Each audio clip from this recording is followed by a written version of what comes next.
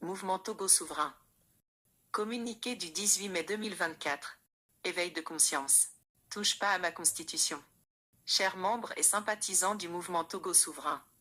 Dans le cadre de notre engagement pour la conscientisation et l'éveil des consciences au sein de notre communauté, il est essentiel d'analyser de manière approfondie les récents changements politiques au Togo, notamment la transition du régime semi-présidentiel vers un régime parlementaire. Nous devons reconnaître que l'échec relatif de la dernière élection présidentielle, marqué par des contestations sur la victoire de la DMK potentiellement volée par le régime en place, a pu jouer un rôle déterminant dans cette évolution.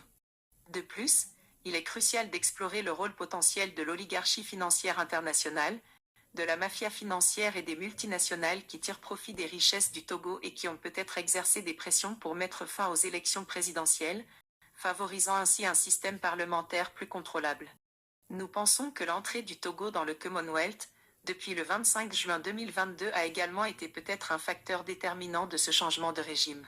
Il est impératif de comprendre les motivations derrière cette décision et d'analyser les implications pour notre nation. Le Commonwealth, en tant qu'association d'États souverains promouvant des valeurs de démocratie, offre des opportunités de coopération et de développement pour le Togo. Nous devons sensibiliser notre peuple sur ces enjeux cruciaux et encourager une réflexion critique et informée. Il est essentiel de clarifier les implications du régime parlementaire, de souligner les influences extérieures potentielles telles que l'Institut de Tony Blair, et d'inciter à une participation active dans la construction d'une société togolaise plus juste et prospère.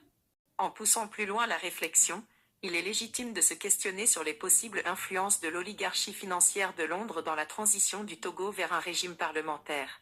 En effet, l'adoption de ce système pourrait répondre aux intérêts de ceux qui tirent profit des richesses du pays, préférant un cadre politique plus prévisible et contrôlable.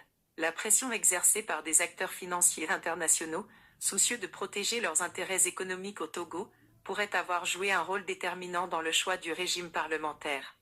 Cette hypothèse souligne l'importance de rester vigilant face aux influences extérieures et de s'assurer que les décisions politiques du pays servent véritablement l'intérêt national et le bien-être de la population.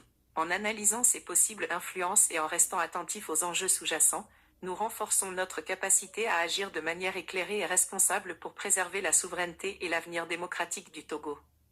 Ensemble, au sein du mouvement Togo souverain, continuons à œuvrer pour une nation éclairée, démocratique et souveraine. Restons unis dans notre engagement pour un Togo meilleur. Le coordonnateur du mouvement Togo souverain.